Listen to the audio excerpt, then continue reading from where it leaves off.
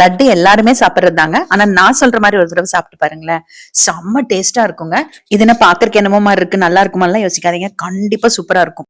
ஏமா லட்டு எப்படி சாப்பிடுறதுன்னு கூட வீடியோ போடுவீங்க, நீங்க சொல்றது எனக்கு கேக்குது. ஆனா ஒரு தடவை முழுசா பாருங்க.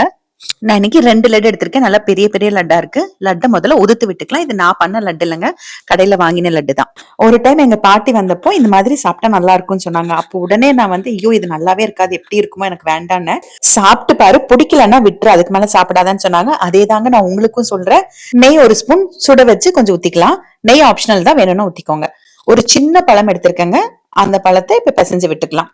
நேந்திரம் பழம் தவிர வேற எந்த பழம் வேணாலும் எடுத்துக்கலாம். ரஸ்தாளி பழம் அல்டிமேட்டா இருக்குங்க. இன்னைக்கு நான் எடுத்தது பூவம்பழம் தான் எடுத்திருக்கேன். நல்லா கனிஞ்ச பழமா எடுத்துக்கோங்க. அவ்வளவுதாங்க, லட்டோட சேர்த்து நல்லா மிக்ஸ் பண்ணி விட்டுற வேண்டியதுதான். இதை பார்த்ததுமே நல்லா இருக்காதுன்னு சொல்லாதீங்க, நீங்க சாப்பிட்டு பாருங்க. உங்களுக்கு பிடிக்கலன்னா நீங்க எனக்கு கமெண்ட்ல சொல்லுங்க. இது மாதிரி நீங்க வேற ஏதாவது காம்பினேஷன்ல ஸ்வீட் சாப்பிடுவீங்களாங்கிறத எனக்கு சொல்லுங்க.